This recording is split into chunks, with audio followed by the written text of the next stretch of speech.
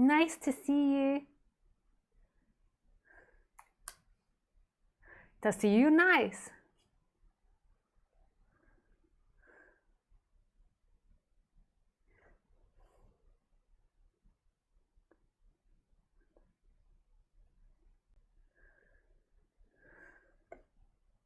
I hope you're all having a beautiful Sunday, or just the Sunday that you're having.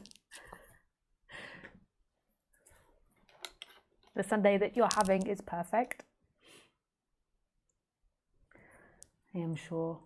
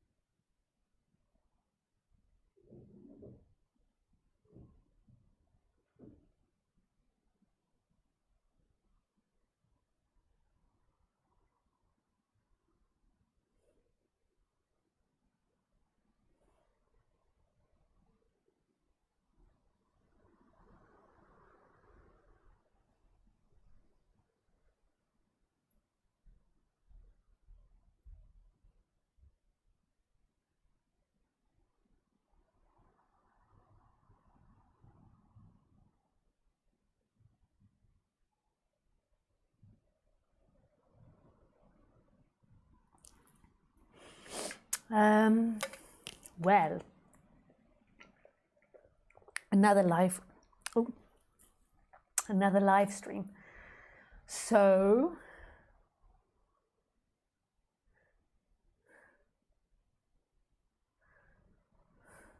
let's get busy. So if this is the first time that you've ever been on live stream, I'm going to inform you how it works. I do these talks every Sunday at 6 p.m. French time. I used to do them on Wednesdays and Sundays. So if you've heard that advertised in the past, it's now only on Sundays. You can go onto my website and you can look on the live stream page. And if I'm not going live that Sunday, it will tell you. And it will update you if I decide to, and when I decide to do the Wednesdays again.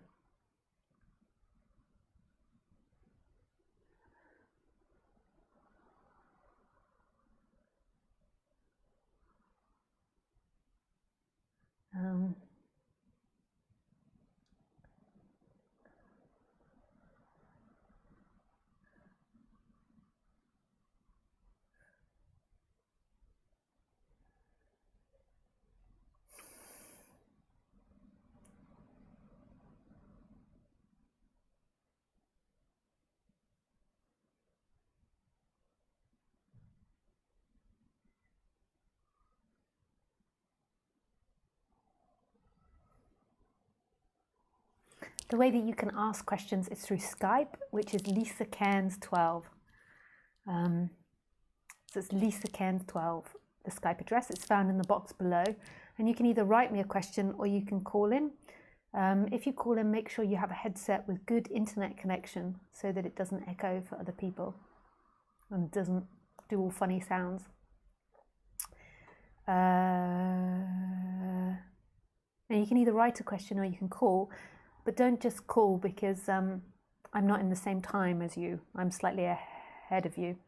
So if you just send a message saying, can you call me Lisa, or something along those lines, and I'll call you when I'm ready.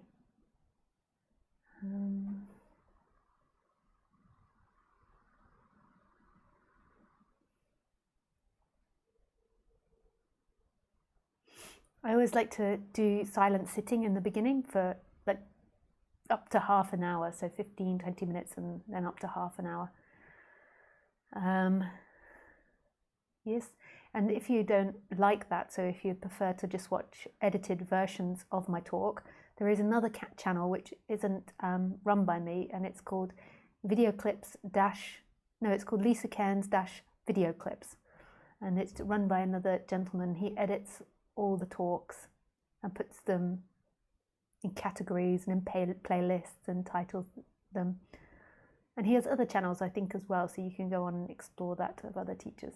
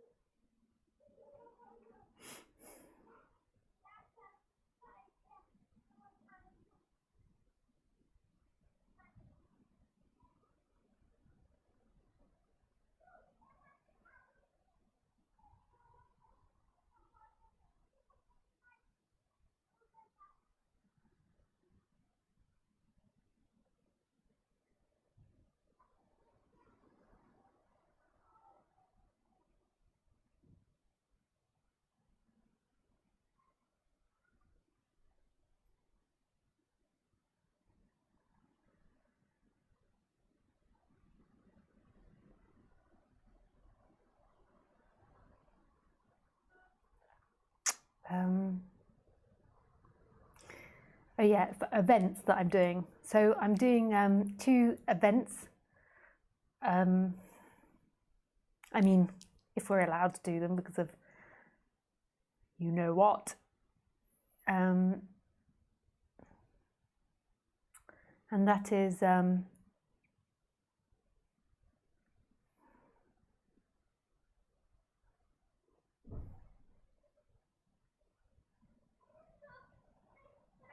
doing a Tantra non-duality event at the end of August and a retreat in the south of Spain, just a non-duality retreat, at the end of October, I think. The Tantra one is in Germany, northern Germany, 2 hours north of Berlin, 2 hours south, I think, of Hamburg, something like that. But the Tantra isn't run by me. I am a guest speaker talking about non-duality, so I do about 2.5 hours of non-duality a day, but I'm not saying I'll speak that whole time. It might be like a meditation, 1.5 hours of talking. You can find more about that on my website. And then there is another gentleman that is teaching the Tantra. And with the Tantra and non-duality course, you have to be interviewed, and so not everybody, it won't be possible for everybody to come. There's lots of different reasons for the interview, but one of them is primarily, if you're coming as a single person, making sure there's a right fit for you. And then also, I'm sure there's other reasons, but that's nothing to do with me, that's to do with the Tantra teacher, to make sure that there won't be too much for you. This is quite personal, as you can imagine.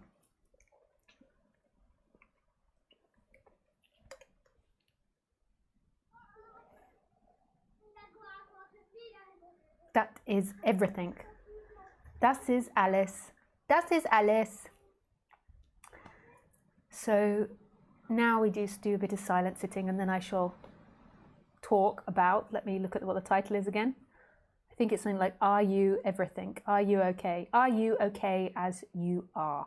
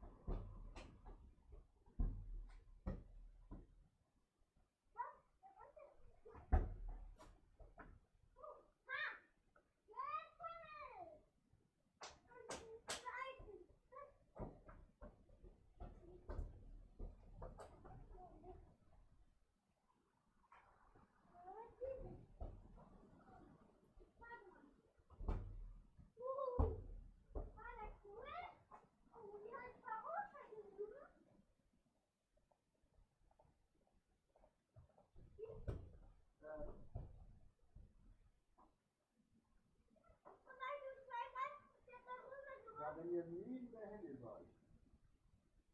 Und da ist mal hoch. Dann klar, dass er runtergeht.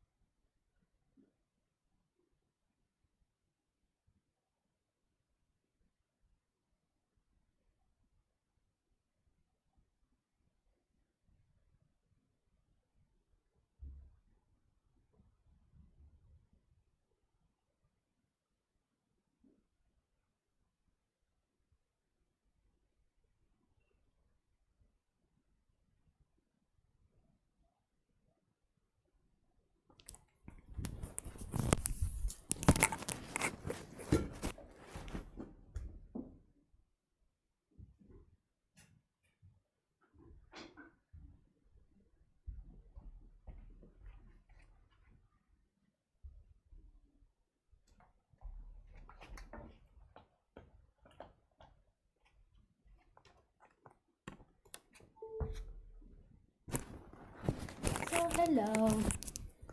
We can begin.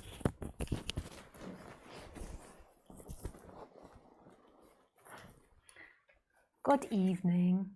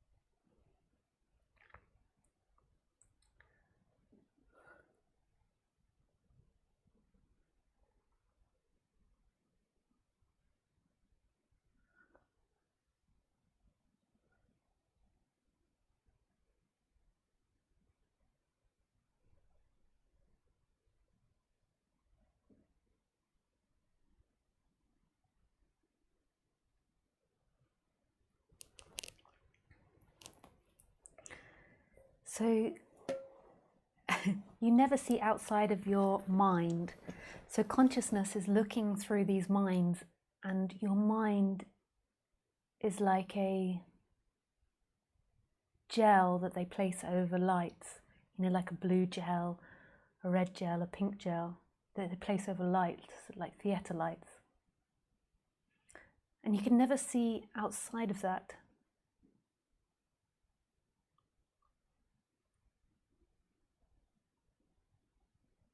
Like you can never see life without the filter of the human.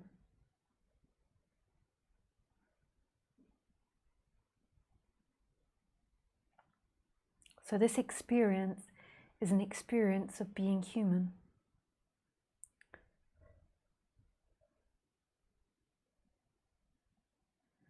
But what can happen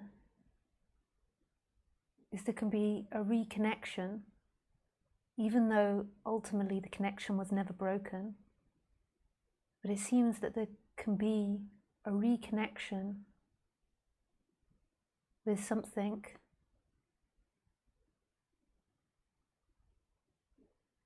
that is beyond the polarities of the body-mind mechanism.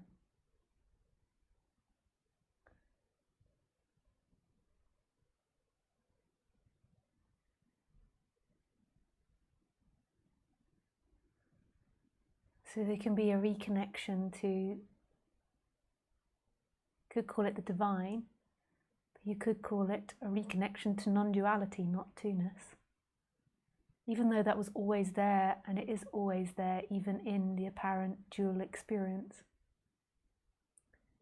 So the mind, the way the mind is made up, is it's made up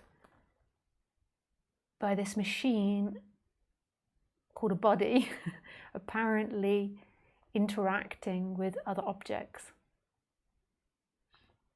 And then we have a thinking mind that then can label these objects and define them, and then put them in a construct of a sentence, which enables you to distinguish even more detail about those supposed objects.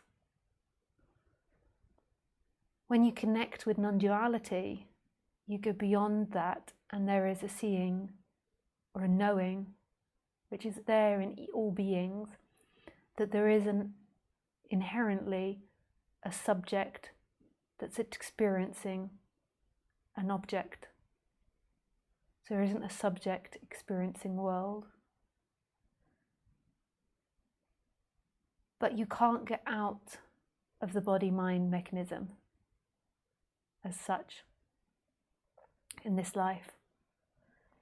You can have experiences, but they're all in the construct of the machine in which is being looked through.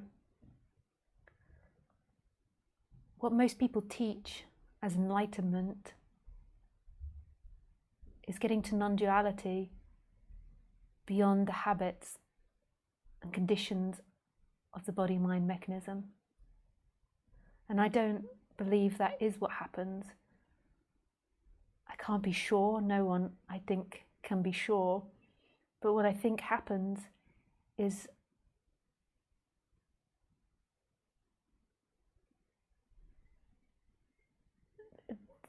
so there is the end of attachment to the body-mind mechanism and the end of attachment to the habits and the conditions.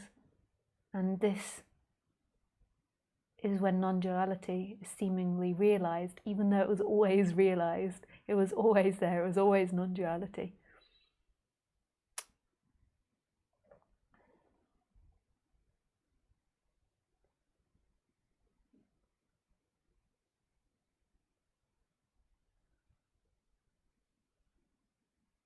So what happens is there is this person that's formed, and there is this belief that that is who you are. And then comes the attachment to everything that happens or doesn't happen in that person's life. So while there is the belief that you are this person moving through time, there is an attachment to time, to person, to everything that happens in that life, to things, objects, sensations. So there can be this dropping away of the attachment to this. So this is seen as not a real construct, that you, the illusory you, is not a real construct that's actually going through time. It's a manifestation that is appearing in every moment. It isn't a solid, separate entity. And this creates a collapse in the attachment. And then in the collapse of the attachment, there is no longer the seeking to manifest continuous pleasure and avoid pain. This is what the body naturally does. This doesn't have to end the movement towards pleasure and the avoidance of pain. It's really natural. If you're walking towards a fire and you don't perceive that if you get too close there is pain, then you'd walk into the fire and kill yourself. But when you are separate, so when you believe that you are something that you're not, a separate person moving through time, what happens is there is a disconnection from your true self, which is uncomfortable. This is what people call suffering. It's uncomfortable to not remember who you truly are. It's like living a lie. And then through that, there is a seeking to try to find that again. But rather than finding it in what you are, which is this present moment, which is what's happening, which is that which is experiencing, you could say nothing and everything, or this consciousness and this sense of being, I am. Rather than trying to find it in that, what the mind does, what the mind concludes, is that my contentment, my happiness and my freedom is found in time, in things. And so therefore, the person, the illusory person, imagines achieving things and getting things or things not happening, and then it seeks to get them or seeks to avoid them. And then over years and years, this gets bigger and bigger and bigger. It never ends. It's not like you're ever going to get to the end of the rainbow. It never ends in that world. You're never going to get it.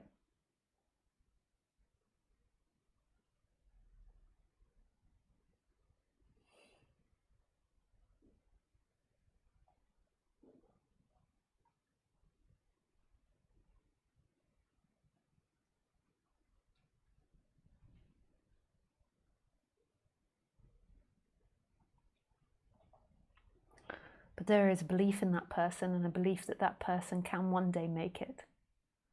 And so that person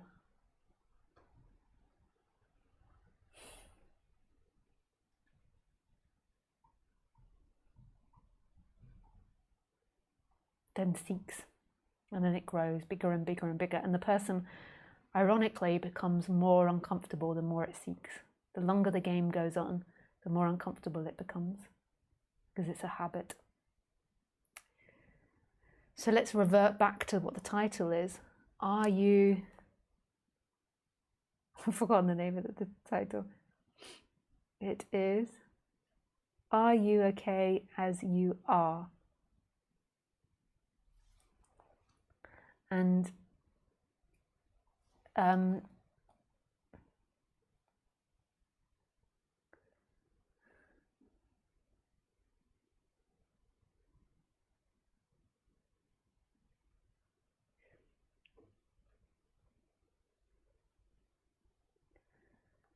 then this is the point where I think a lot of people that are listening get to, is where they've been on this spiritual search and they've relaxed a lot of the conditions and the habits of the person, which is wise because we all have neurosis. I have neurosis. It's wise to relax the neurosis. It comes with a thinking mind. We get neurotic about things.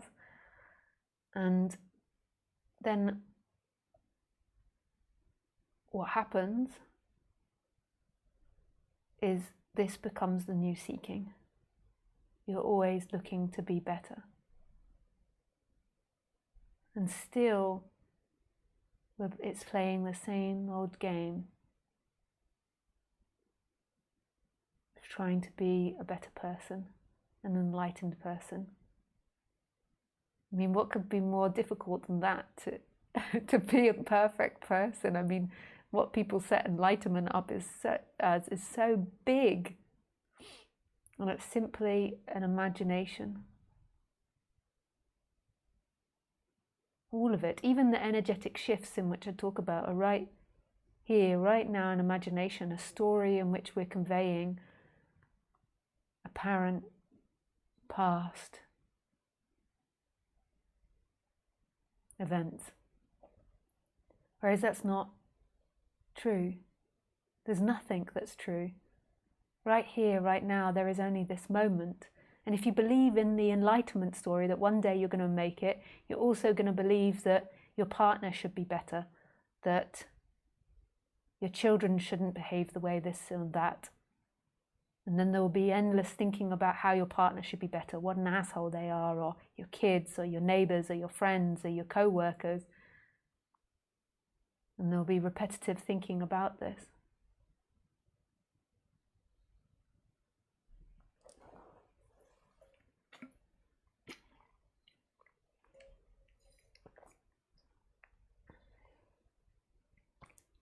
The same with other things.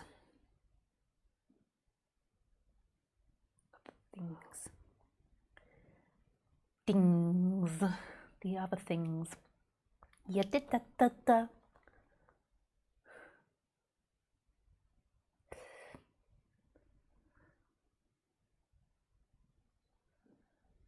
So it's not about you becoming perfect. If you believe you have to be perfect, then everyone else has to be perfect. It is not about that. Pardon me. It is not about that. So what is it that's experiencing right now? Hello, it's working, yes. What is it that is experiencing now? So who is it that's listening to me? So your mind might say, it's me, what a crazy Looney Tune, it's me. But who is this me? Who is this me? So this me that you think yourself to be, the person that went to the shops and is now here and then going to do that has a job, that doesn't have a job, that's on benefits, that's not on benefits, that's a billionaire, whatever you think yourself to be, who is that person right now? All that can be seen is it's an image, an imagination and feelings. And all of that is being perceived. So that's not the perceiver, the one that went to the shops, the one that's having emotional discomfort, the one that doesn't like this or doesn't like that. That is not a perceiver. it's being experienced. And the reason that you can say it's being experienced is because you know it's happening. So there is a knowing of that happening. So that cannot be the actual experiencer. How can something that's known be the experiencer? How can something that's being experienced be the experiencer? So if you imagine watching a film, how can any of those film characters be the experiencer? You're watching them, they're being experienced, they're appearing on the screen. And it's the same with your thoughts about you, memories of the past, your emotional issues. All of that is being experienced by right now. By who? The assumption always is it's me, the character which is being experienced, the character with particular habits and dynamics, and then you presume that it's that person that's going to understand this, and it's that person that's going to become a perfect manifestation of shitting rainbows.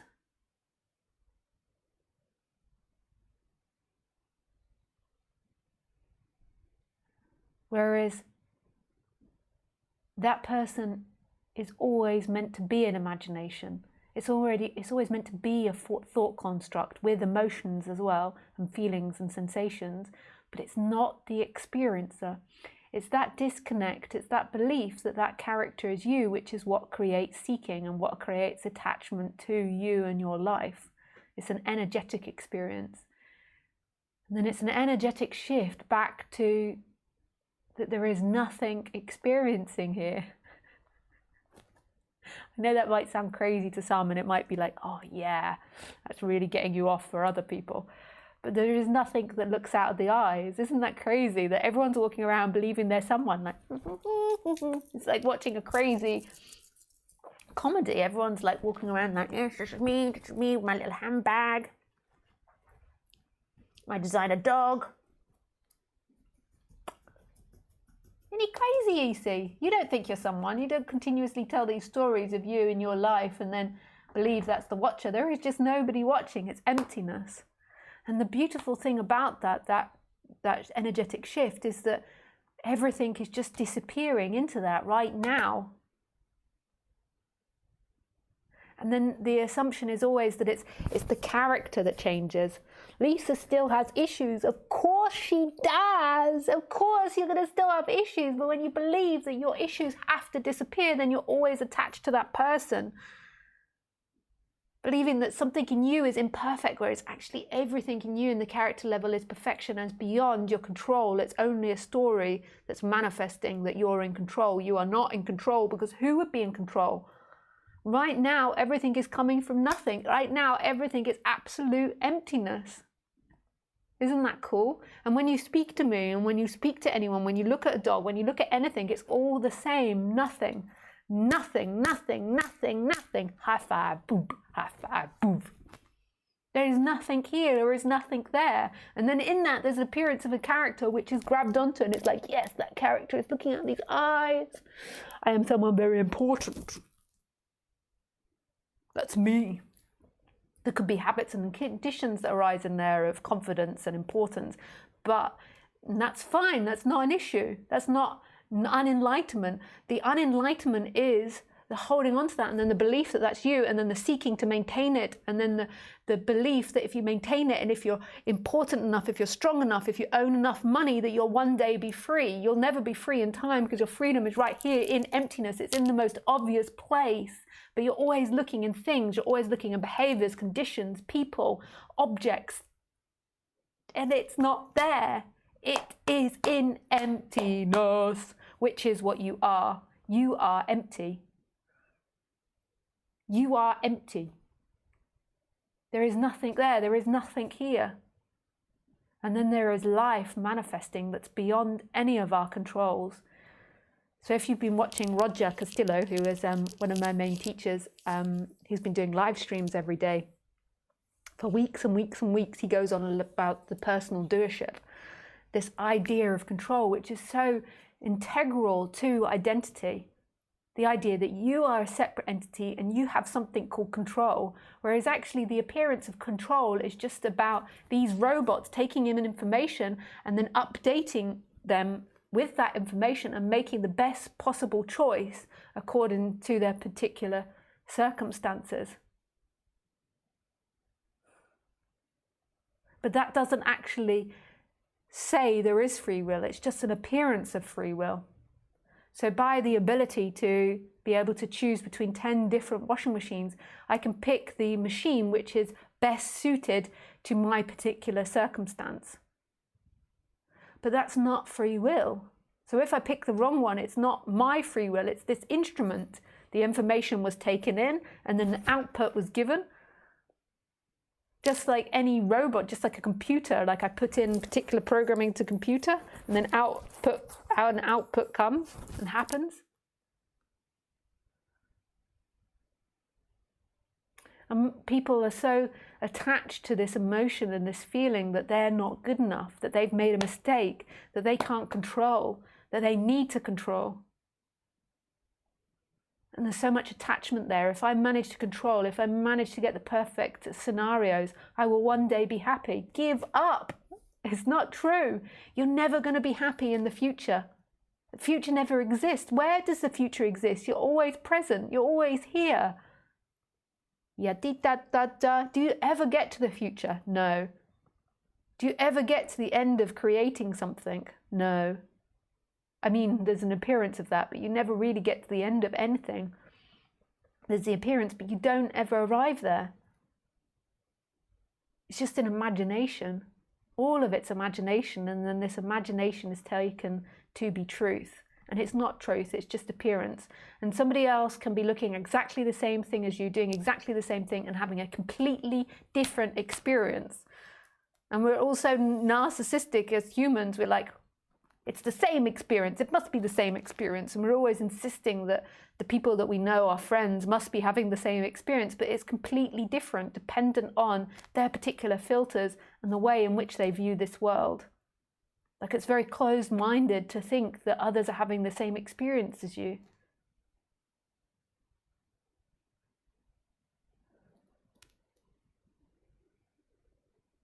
They're experiencing love, they're experiencing color, they're experiencing emotions completely different from the way that you are. And then, who is this you? So you imagine yourself with your particular experience versus theirs, and there is no two. There is the appearances happening of an appearance of you and an appearance of them, but that's not who you are. The experiencer is emptiness. The experiencer is not a thing. You could also say the experiencer is everything. Like, consciousness is in all things. Like, consciousness isn't inside your head and you're looking out at things. When you go deeply into that experience, consciousness is actually in all things that appear. I get so excited I spit on myself.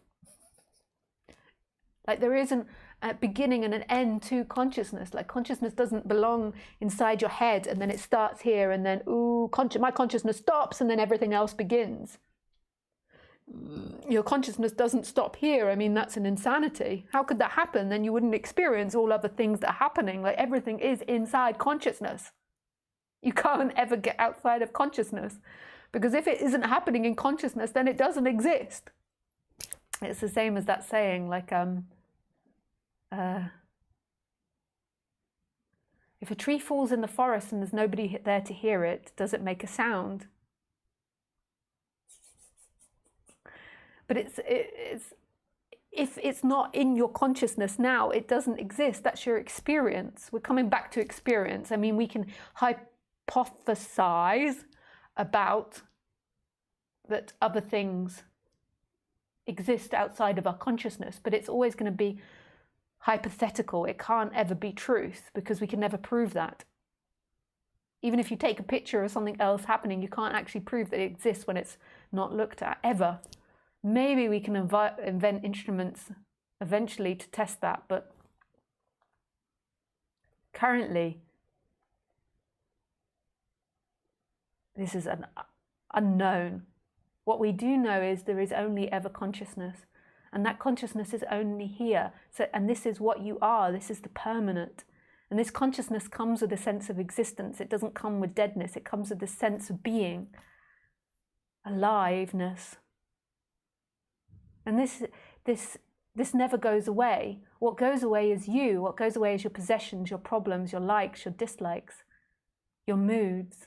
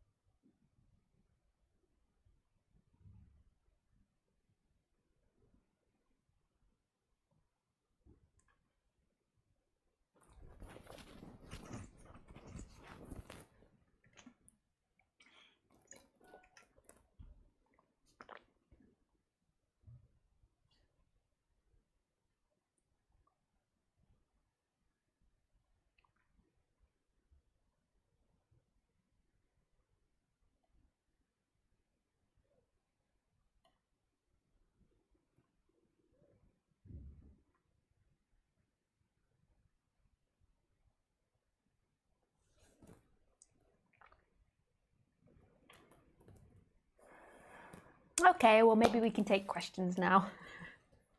Don't know how sensical that was to others, so we can maybe gauge it by the questions. So remember, when asking questions, if you want to call in, that's great. But remember that you need to have good internet connection. You need to have your headset and your microphone ready. And just to write me a message that you want to speak. And if you want to write in, then you can just write a message at any time.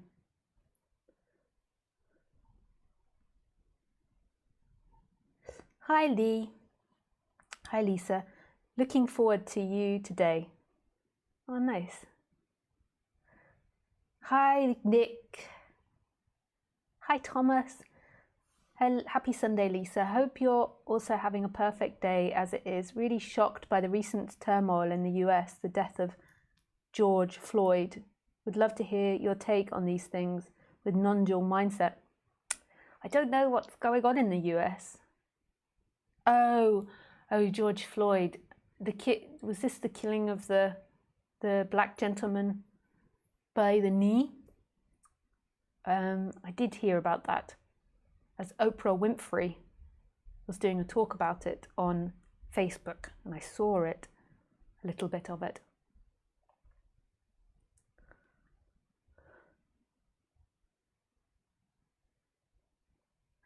I think that in our society, I think that everything is produced by our brains. So in the end, you're seeing your version of this world, Thomas, and I'm seeing my version of this world, and the next person is seeing their version. And then collectively, we kind of like experience this collective dream, which in the end is one mind's dream. But we're kind of creating it. I mean, this is just my belief, and it's hard to articulate, but we're kind of creating it collectively. So it's the same with society. So what we do is we create these collective societies, and in each country, the collection of all those body minds will create particular societies. And so I see that as a result of the USA's collective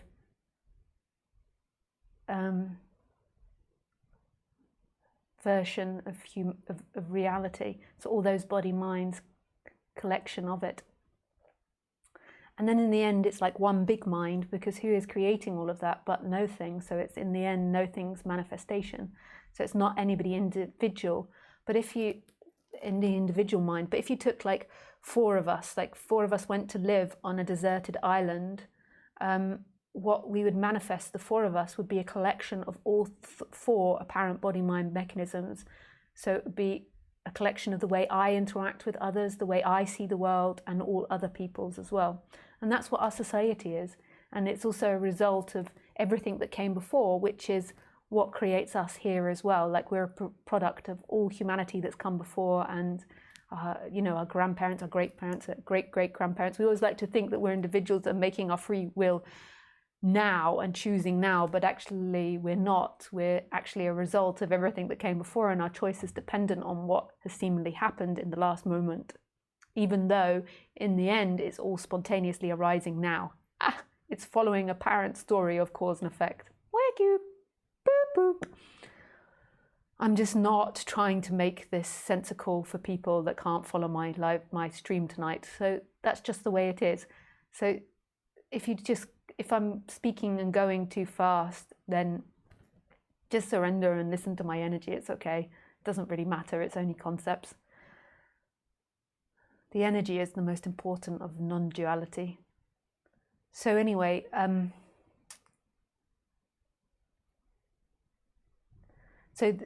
I see what happened in the USA. It's a collection of 260 million people's brain power, in a way. So all their beliefs.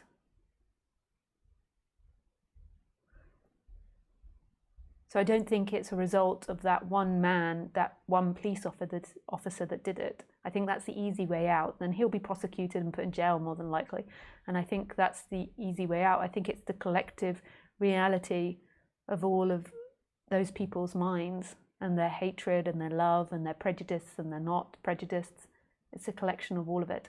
So every part, all the people in the USA kind of created it, but also all the people in the world, and then all the people in the universe, and then at the end, it was no thing that created it. And so that's the same with all our environments. You know, if you have a family and there's a fallout of the family, like we want to blame people, but it's actually a result of all of that energy combined.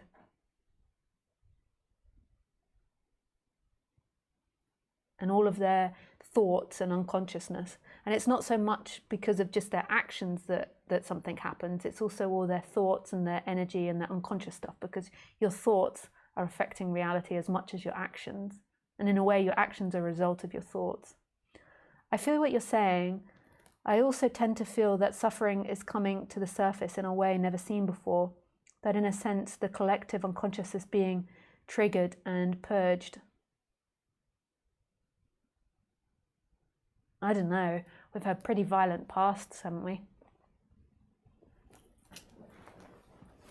I mean, some people say this is the most peaceful period that we've ever had. It could be. You can always look at things from all different angles, and it could be, because there's also like this madness of social media and the internet, which is spreading a lot of dark thinking and polarized thinking. So in one way, it could be that. I used to think 10 years ago that by the spreading of information, eventually people would become free. And so I thought that the internet was a great place, because the more that you spread the information, the more that people will become free. And actually, I begin to notice that the more spreading of information, the more that people can potentially become polarized, which can cause a lot of violence and conflict, and doesn't necessarily lead to freedom, but maybe eventually it does. Like if people are in so much suffering, then eventually it makes them begin to question what they're doing.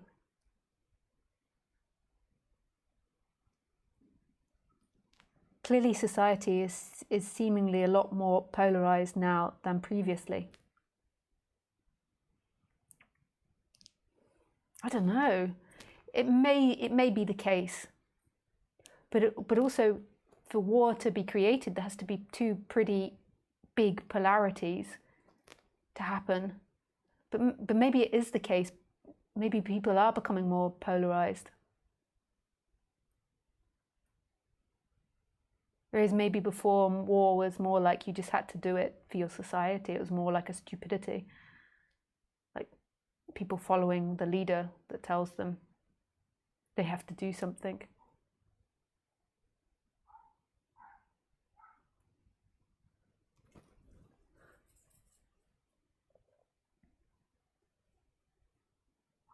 I don't know, it's pretty far out to think about society and the way that it all works. It blows my mind a little bit.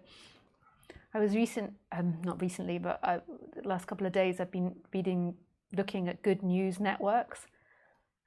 So just reading like good news that's happening around the world. You know, and imagine if you were born into this society and your parents only ever showed you that. Like it's such a complex thing. I believe that the most important thing is not so much this. It's great to look at it and think about it, but it's just the important thing is just to continuously work on your perspective of society. And I know that for myself, I can sometimes have dark views about society, and I can see how that was created in childhood, like my relationship to parents, my relationship to school and the education system. And I think the most important thing is to shift that rather than to make too many judgments about what we currently live in, and then that will affect, I'm sure, other people.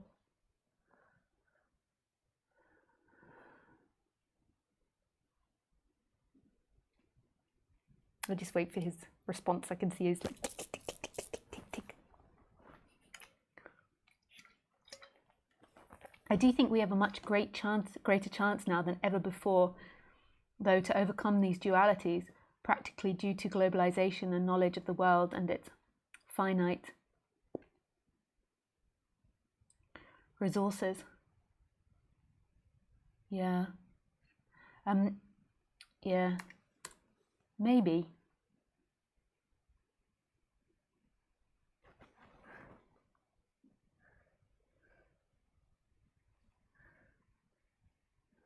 I'm so rubbish at these political debates.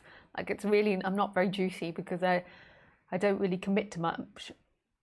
Maybe in the past I have, but I don't know in the end.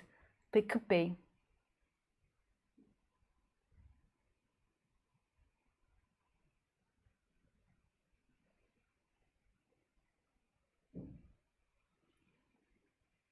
The world is going to wake up. That would just be fantastic. Like humanity waking up. And then at the same time it would just be the same, but it would also be fantastic. I need to shut down some windows. My computer is getting hot. Okay. Thank you, Thomas, for your conversation. That was very interesting. Naman. Hi, Naman. Hello. I'm doing an impression of the emoji.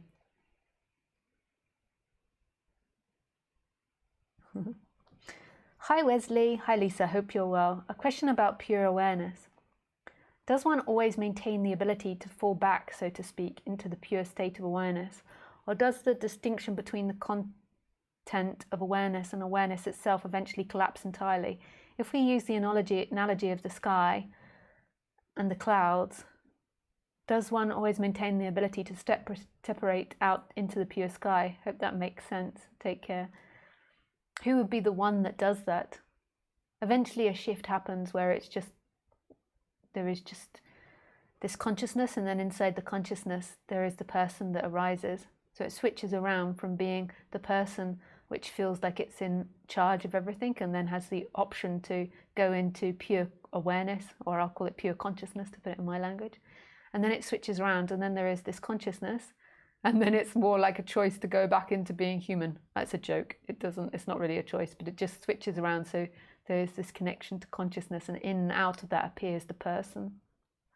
But it doesn't even really matter thinking about it. Like, why think about that? It's just a mental construct. Like, all you need to concentrate on thinking about is seeing that everything you think and believe isn't truth and isn't who you are. And emotions as well. They're not truth. Emotions, thoughts, feelings aren't truth. They can have some truth to them. Like, so it's like calling me human is closer than calling me lamppost. So that's closer, so they seemingly can have truth in them, but they aren't truth. They aren't fact of how this world and life works and who you are. We always believe we are our thoughts and our feelings, and they're actually depicting who we truly are. They're not depicting who you are.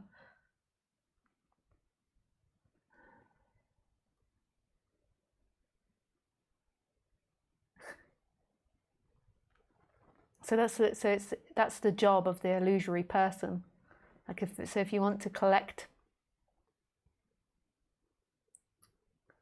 nuts like a squirrel, so if you want to, like, the nuts to collect is seeing that it's not true, not true, not true, not this, not that, not this, not that.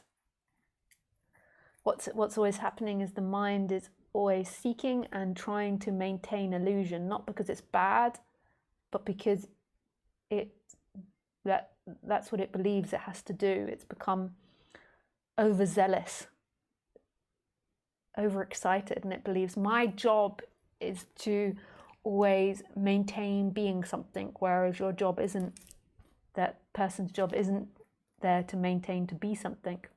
It's just to help survival whenever it's needed. So your mind isn't talking about a you. The mind isn't talking about an other. The mind is just talking, and it's not truth. It's just talking in habits and patterns. And your freedom doesn't come from your mind. Your freedom doesn't come from the future or the past, which are imaginations of the mind. Your future doesn't come in attaining things, which is also an imagination of the mind, because you can never attain a thing. Who would be the you that attains it? That's only in your imagination. You can never have something. You can never have your lover. You can never have anything. I mean, it seems like you can consume food. So this is where maybe we get mistaken, but you can't actually have it, because eventually that food comes out of you. Some of it stays on as fat and then the rest goes out the behind. Imagine if you tried to keep it all in the whole time, you'd eventually explode. Your body would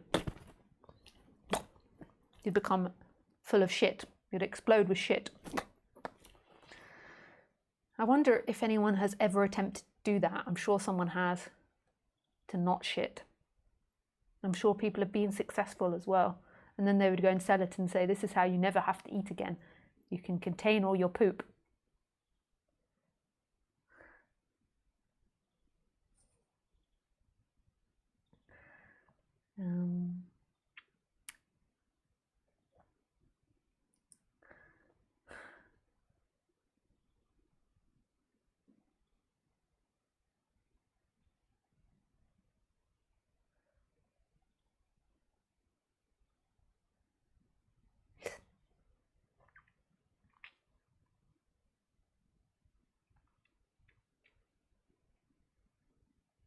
I forgot what my beginning was there to end it now. Sometimes I remember.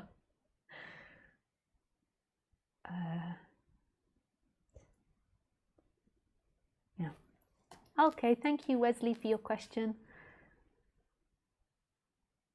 Hi, Isabel. God, Lisa, I'm so happy you're streaming right now, right here. Oh yeah, there's been riots in the US.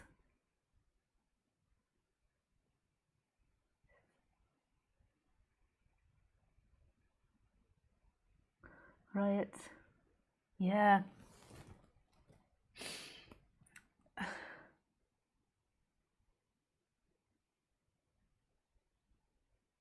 mean, racism is prevalent in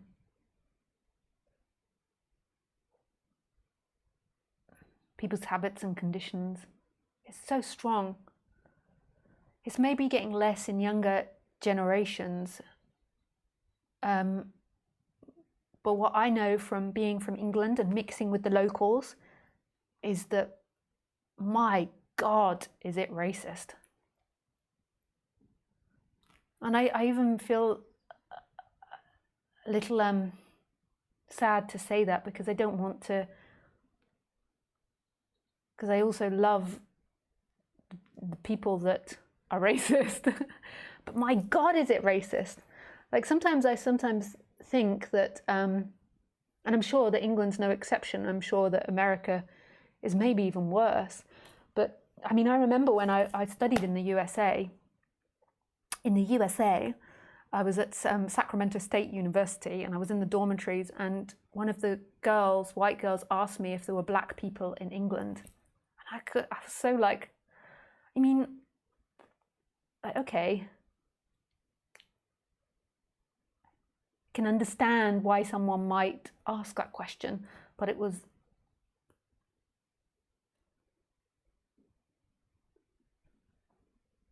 I found it also weird that I got asked that question. Yeah, but England is so racist. Like I can't sometimes bear walking down the high street close to where my mum lives, and maybe she lives in a hotspot because it's in between like this place called Slough, which is a very high Pakistani and Indian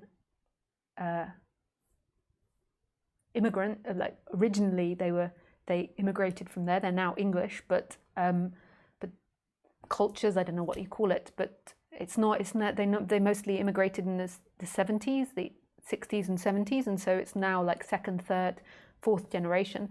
And then you've got Maidenhead, which tends to be quite white, so it could be that it's like a hot spot.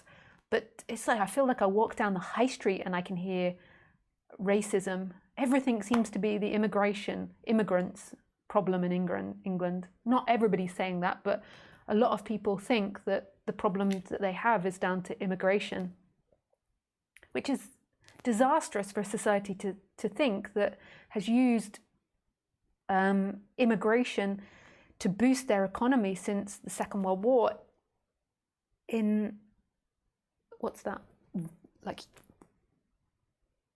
enormous ways. So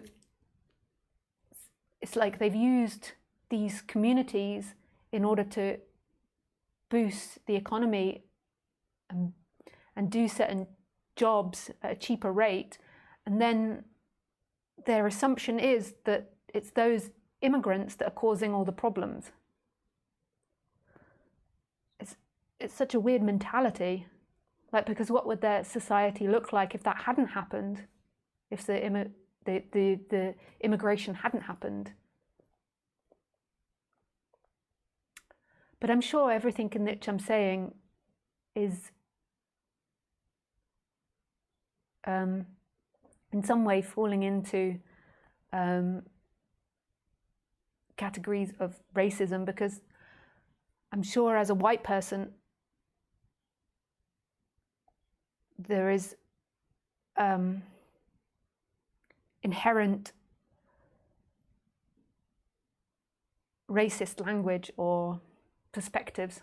Like I think it happens in all societies. I don't think it's just European or American or Western societies it happens in, but I think that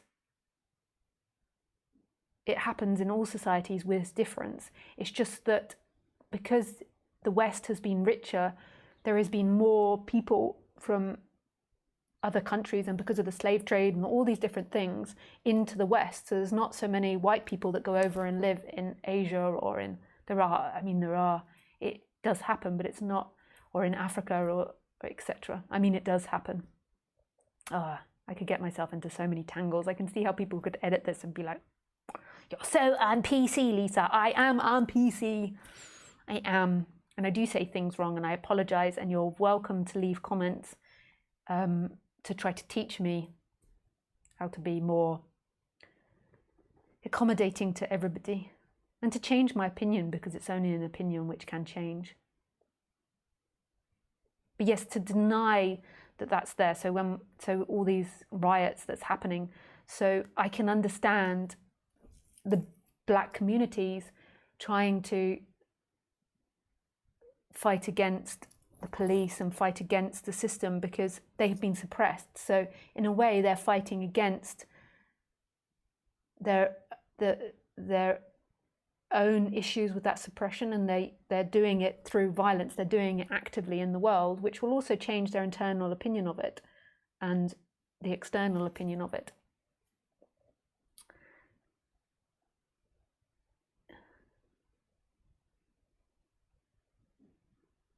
Like, so say if you just took it from, say, a woman that's been victimized by men for many, many years and suppressed, like, often what will happen is a violence, not all the time, but what might happen, as one example, is a violence will come out of that woman. So she'd be suppressed, and then a violence will come out of her.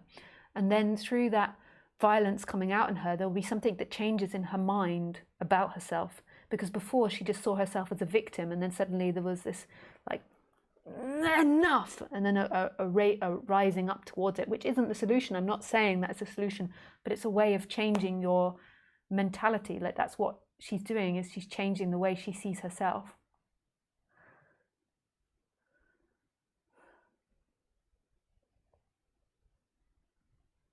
It's the same as what we do with money. It's the same as what we do with all our possessions, in a way.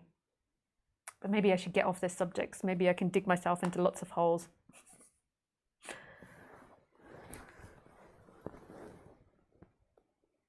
Because I'm not an expert on it. And I can't understand what it's like to live in a culture which is like predominantly black. And that black society originally used the white people as slaves. I can't imagine that. Yeah.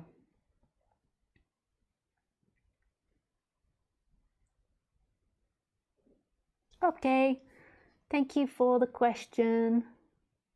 I forget who it was. Hi, Carmela. Hi, Killy. Hi, Lisa. How do you develop compassion for someone who is good looking, intelligent, rich, and treating people differently according to their status and looks? The person is enjoying life. I want to transform my anger for that person into compassion. But how did you develop compassion, even liking for a person who is basically a successful predator and has almost everything? Thank you, and I really like your choice of fashion items, like those earrings. Oh, well, thank you. Thank you, thank you, thank you. Is that you see that that's not who they truly are, and that manifests not because they are someone that exists separately inside their body. That manifests from a massive string of events. It's not them that manifested it. What we believe always is that they chose that, so they chose to be a predator and that they're evil and they're darkness, whereas they're not. They're simply a manifestation of what came before and our current society's habits and conditions. What we're actually breeding more than likely in the West is more and more narcissistic personality types, so personalities with less empathy that are more focused on hunting and themselves and their own image. So we are maybe breeding that in our society.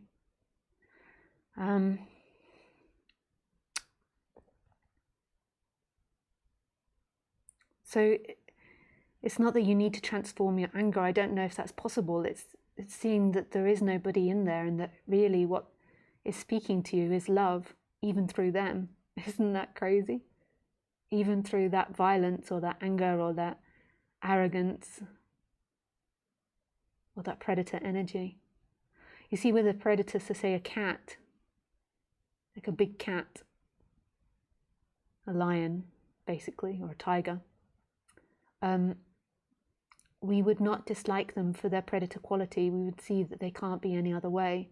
But with humans, we believe that humans can be any other way, whereas they can't. They're a product of everything that came before, just like animals, with something called the appearance of choice. But that doesn't mean that there is inherently choice. There isn't somebody there that chooses. So everybody is innocent in the end. But that doesn't mean that you don't stay away from predators. I'm not going to go and make friends with a lion.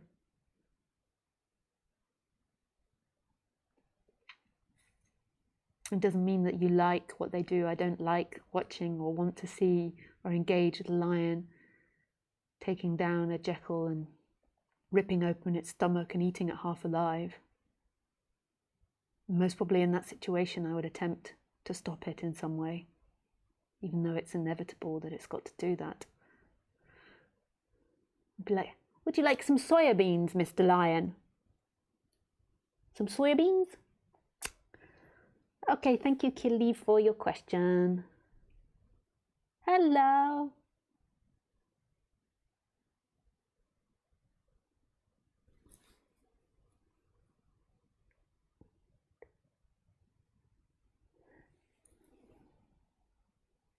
I've forgotten how you say your name is. Could you just send it to me phonetically?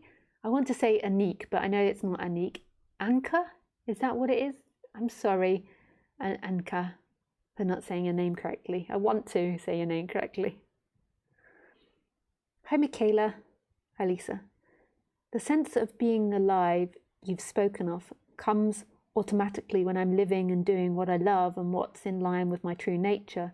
Is there a connection? Thank you for answering my question. I assume when you're doing what you love and what's in your flow,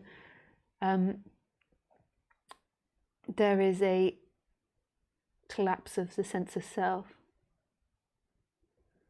So there isn't the desire to be something or to be somewhere else. There is an engagement and indulgence in what's happening. But that doesn't mean that you always have to be doing things like that in order to be free, because freedom isn't dependent on what's happening. So you could also be doing something you don't like and that's not in line with your flow, and there can be freedom. But what tends to happen is as you wake up more, then you become more in line with this natural organic flow. Because your sense of self becomes diminished. So the expression from nothing to everything seems to be instantaneous rather than going through this filter of somebody that's trying to get something out of it and seek for happiness in the future. So it tends to be that there is this feeling of being more in flow and more in contact with your authentic self. But don't get attached to that idea, because this will then lead to seeking, because there can also be doing something that's not in flow, that doesn't feel nice, and there's still freedom. So don't get attached to any ideas. Ideas are simply ideas, new dogmas that people want to live by. What is it you know? Nothing, but that you're here, right now, in absolute innocence. This is absolute not knowing right here. It's only in time that we know, and it's in time that you get lost. It's in time that you go into the dream world. Right here, there is this pure consciousness that's free. There's nothing wrong with dreaming. It appears and disappears here, but it's not truth. This, what you are now, is not knowing. This is your freedom. This is your home.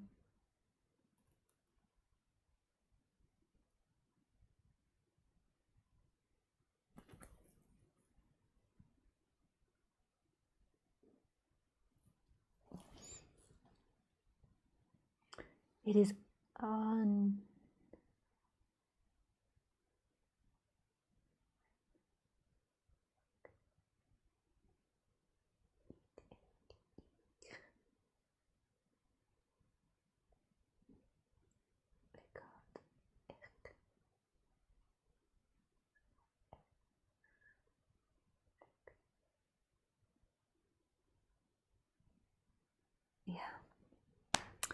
I'm going to have to get a Dutch friend to help me with that name. I just need to repeat it a few times to get it in. I can't grasp that. Thanks for trying. I will learn it. I want to be able to call people by their names. It's just that my brain is a bit boop boop with names. Anchor.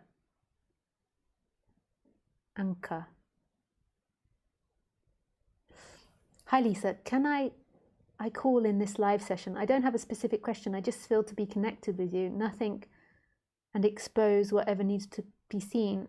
As I write, I feel this tension, like something is trying to stop sending this message, but this is why I send it. Thank you. Yes, it's anchor, like the word arca. Anchor. And k, like K. K. I don't know how to explain it otherwise. Anchor. I think I'm saying your name right. Arkna. Sure. I'm just going to go to the toilet and then we can talk, Anchor.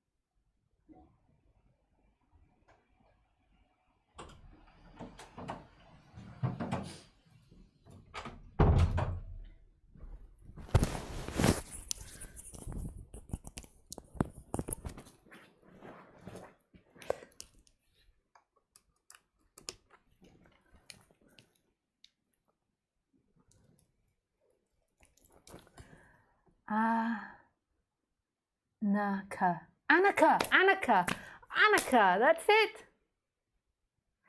Did I say it right? Annika? I think so.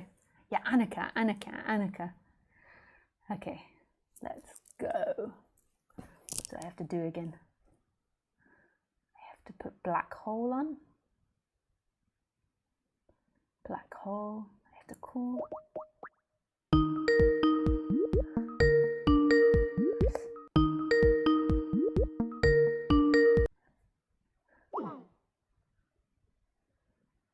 Speakers. Black hole. Right, this is.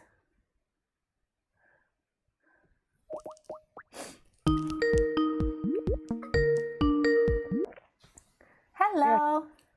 Hello. Can you hear me? Yeah, I can hear you. Just one sec. I just checked to make sure it's going into live stream. Could you just say something? Yeah. My name, you pronounce it correctly, like Anka. Anka. Oh, cool. Anka. It's like I didn't know how to write it spelling. Like I don't know. Yeah, no, you did it right. Yeah, phonetically. Yeah. Yeah. Oh, I'm so glad I'm live with you. Yeah. Yeah, thank you for being brave and doing it. I can imagine it's a little nerve-wracking. Every time, I don't know why this feeling, like I'm really excited and my heart like pumps out of my chest every time maybe that's just this ego, I don't know. It's just anyhow. Yeah. I just wanted to connect, because actually one aspect I want to put it forward is like all this. It is so clear to me that all this is like story, like we are telling ourselves a story and we believe in it. Yeah. And it is so clear. It's so clear. And I'm on this path, spiritual path, if you can call it. I'm not calling it this way. I'm just, just wanna know myself, my true self. This is the only thing I want in this life. The only thing I really want in this life. Of course, I'm living my life, but it is not like I'm searching for this through what appears in my life, But I come to this point where when I leave all this, like I leave all this in my inquiry, when I sit and I inquire, like, just trying to see. I can also see like this one that is seeing, that is trying to see something. I don't feel it true. I feel it's not true. Yeah, totally.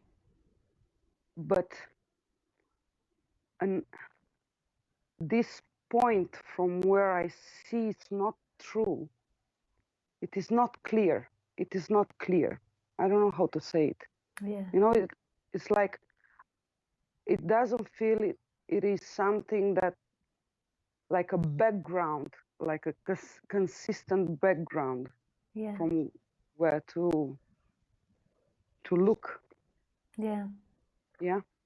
And I'm in this. Yeah. Yeah, this is like when this begins to happen, this is in time what we'd call awakening, because what actually is happening in that process is that you could say that the you in moments is disappearing.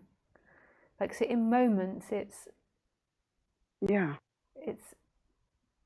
not got the like hold that it usually does, and so there is this sense of something bigger and something greater than that person, even though you can't grab it and you can't obtain it. So like the you at moments can see that it doesn't exist, so the you can intellectually comprehend that, but then there's also something else that happens where there is a sense of that as well, like that, and that cannot be grasped onto, so you can't ever see that. So there can be a sense of it, So when you are talking about it with me now, or when you're reflecting on it, there is some form of knowing of that, but that can't be remembered because it's not an actual event. Yes, I can see this. Because there's no subject-object, and we're remembering in subject-object. We're remembering in events. So we're remembering in this compared to this, in images. Whereas what image or what is that happens, that is consciousness knowing itself as oneness. But then there can be some sort of sense of it. So, and this is awakening, and this is when they, it's described as flip-flopping or having it or not having it. Like you get like something that knows there is something else there. Then there's the intellectual understanding, and then there can be the holding on to the intellectual understanding. And then there is just pure identification where you're totally lost in the dream. And it sort of oscillates between all of that. Yeah. Yeah. I thought, yeah. Thank you for saying this. It really hit the point. Because this sense of something bigger, like you name it, I had it long time ago, many years ago, where I had an experience like the same way. I don't know how to. It is not relevant that I hold on to that experience. I'm just saying, I'm just recalling this experience just to point the perspective. I don't know, just to make a point. Like when the water is running down the sewage, and it makes this, and this feeling, this phenomena, this perceiving, it was in relation with thinking, with thoughts. I could see the thoughts like, running down like water down the drain. And and that feeling like total like it was instant. I was like touched inside, I listened to Eckhart Tolle, and at some point I used to translate some talks, and just for myself and for my mom. And at some point something cracked, something. It was like, And from that point on, a process, had begun. So, but I was not searching for this. I never, because I was so clear from the beginning that anything that I could experience, like in any form, it is not the truth, the final truth. It is not. They are just steps like this, on a stair. And this point, like I'm getting back to this point of with the thoughts like water running down. I've reached the point where, like everything, opened up, like everything opened up, but it was just like, and I could see everything, like nothing was like a tiny bit of doubt or something, like everything clear, and it was like space, enormous, infinity, like this. But it was like just for a moment, like when you dip your face in water, like, to pass the other side, and it was just like on the half of my face like this, And I knew that moment that it was the beginning of a process, and I didn't focus on it, like, like tracking my I don't know, development, whatever, because I didn't believe it like this. For me, it is like, I know when you're feeling all my life, I had this feeling all my life that I'm not doing my life. I am not doing my life. Life just happens, and I'm reacting. This was the feeling I had, all the time. Even when I was angry and fighting and whatever happened, I didn't have this feeling that I'm doing things. That's why I had never done anything in my life until now, like or career or anything. I couldn't. How do you say? Follow. I couldn't you know, some only this, only this. I just want this. This, it is the only desire of my heart, just Yeah. Yeah. to know this. And this one that wants to know, I know, you know, I was praying like, wash away everything, everything. Only you remain like this. Mm. Including this one that is praying to you, because I don't know who is this one. Because this one is sad, is happy, is praying, is swearing God, is fighting God, is loving God. It's the same one. Mm. And, you know, I just wanted to tell you all this. I just want to expose this. And thank you for this.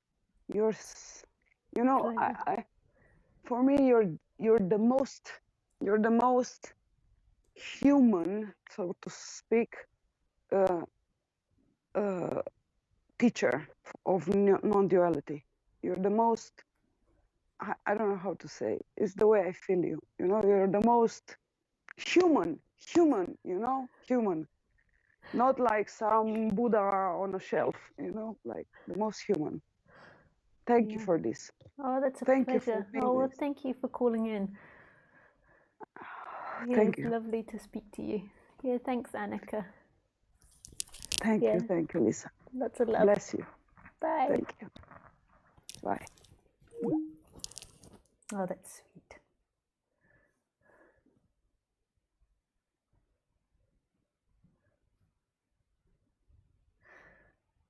Okay, just a few more minutes.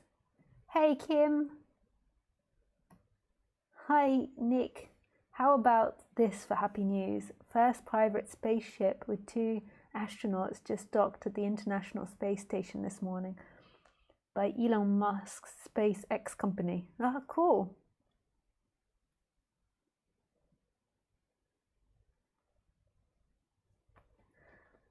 Hi, Dennis. What do you think of the statement that you create your own reality? I think it's true and untrue. Like, the idea that there is a separate you that has control over this life is illusionary. But if you keep thinking about being a victim, then you're naturally going to orientate yourself towards a perpetrator. I mean, you have to, otherwise you can't be the victim, can you? So, I mean, it's true. I mean, like, who is this you? This you isn't you, but you're going to move towards that in which your specific body-mind mechanism is set up to. And if you see yourself as a victim, then that's what you'll move towards. If you see yourself as a perpetrator, then you'll move towards a victim, like blah, blah, blah. If you see yourself as worthy, then you'll move towards getting things. If you see yourself as unworthy, then you won't. Yada, yada, yada, yada, yada, yada, yada. I don't think that life is like by chance or that it's happening from an outside to you. That's what most people think, that life is happening to you. Hi, Josie. I like so much your talk today. Do you think there can be suffering or separation if you fix a goal in your daily life or studies and try to get it? Or can it be possible just to be the working mind? Yeah, sure. Like, I'm writing a book at the moment, and I mean, and that's a goal that I'm working towards day in, day out. That's what we're designed to do. And non-duality teachers, so say if you take Rupert Spira, like his goal is to promote and spread non-duality. Like, I've read and heard him say that before. And even if you have kids, like, that's a daily goal. Like, how else would life function? Like, we have to do these things to eat, to feed ourselves, to survive. That's the way we're set up. I know that probably this question comes from the doer, but my situation in daily life is feeling like that. Yeah, that's totally okay to set up a goal and work towards it. If you believe your goal will bring you happiness, then that's an illusion. Your goal might bring you pleasure, but that pleasure will come and go, and sometimes it won't be pleasurable. So say if you're working towards being a doctor, like, once you get there, being a doctor isn't going to be like endlessly pleasurable. There'll be pleasure and pain in it, and you'll never get to this place actually where you are a doctor. I mean, what moment is that? The day you stick your badge on, or that someone says doctor to you. Like it's not really a place. It's just life happening. But if people didn't have that goal, then that wouldn't manifest in our society, and we need healers in society. Yeah. Thank you for your question. Hi, Raphael. Hi, Lisa. May I ask a question about the I am? I don't think there's time now, Raphael. We're at 8 o'clock, and I've got a plan to act myself. I've got to 8 o'clock to 8:30 dinner time, 8:30 to 9 walking Khaleesi, and then 9 o'clock I play games with my partner, which I will win. That sounds quite ominous. Mikey, beloved Lisa, do you sometimes feel like being the self followed by a shadow of the ego? I don't know, because that's your particular terminology and the way that you see the world, and I don't know what all of that means. Like Roger, one of my main teachers, and Ramesh would say, who you are is the ego. So I don't know what your definition is of that. But there is two things that seem to happen in this experience. There is this connection to source, there's this connection to the divine, to the infinite, and then there is the appearance of a character, and that character has neurosis and not neurosis, and it acts in its particular conditions and genetic makeup, and that's always expanding and developing. So, I mean, you can call it whatever you want, and there is shadow stuff in that separate self. It has to be. I mean, I don't know exactly what you mean by the concept of shadow, but so say if that construct of self, like it has shadow stuff. So what I would call shadow stuff is that, say, for example, if I follow the government's rules because of fear of punishment from the government, like that in a way is shadow stuff, because that fear of the government was something that was taught to you in childhood, like the fear of authority and to respect authority. So that is like an unconscious manifestation that happens when I follow the rules, for example, not crossing the road when the lights aren't flashing green to cross. And if you get more complex shadow stuff, then if you went into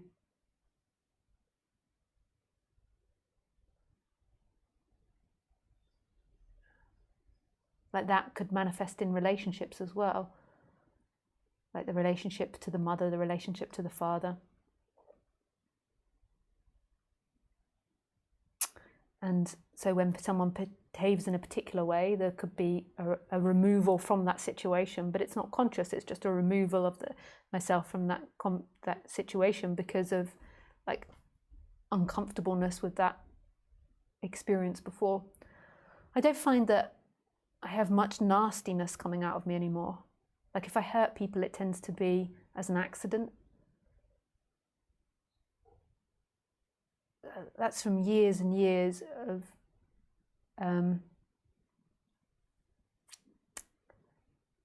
being exposed to this subject. Sometimes I can be like competitive with my mum, I notice. It's embarrassing if she watches this and hears. Like, and I can feel myself doing it, and then I feel myself like relax that dynamic. Like I don't really want to compete with her. Like there's just a habit there that comes. So these are all shadow things. So, but I don't think that like our habits and conditions as a personality structure is based on opposites. So good and bad, fear and bravery,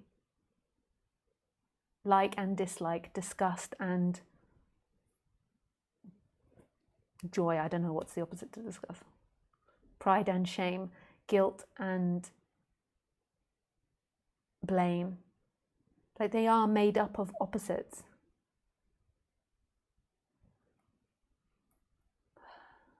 But the ones that have lots of doership in them and lots of personal self tend to diminish. So if you imagine someone really lightened, so if you're deciding whether I've made it or not in your mind, whether I'm enlightened or not, like who cares? But if that's important to you, so take someone else, ignore me, and take like another teacher that you think is really enlightened. Like in their personality structure, I suggest that at some point in their day-to-day interactions with someone, they will think that they know more than that person. And that you could say is a shadow side. Like they know more and the other person knows less. Or that they are right and the other person is wrong. Like these are all going into these shadow sides. It might be that it's projected outside and it might be very light shadow stuff, but it's all going into that realm.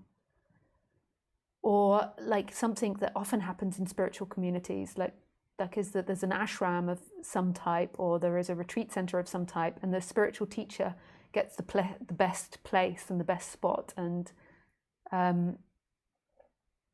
this is all shadow human shit. Like it's impossible to escape it in our society. As soon as you interact, we go into these realms, and it's part of our conditioning and genetics. I don't believe that that's ever escaped. I believe that it gets less and the human evolves and evolves and expands to come more in line with non-duality, but it never ends. It's always going to happen and appear when there's interaction on the table. Yes. Okay, I just say hello to people. I'm going to finish now, but just to people that I didn't answer their question. So, Karina. Hi, Karina. Hi, Killy. Hi, Keys. Hi, Thomas. Hi, Anna. And hi, Lee. Thank you so much for everybody that has interacted. I enjoyed speaking with you immensely, and I shall see you again next Sunday at 6 p.m. French time. Goodbye.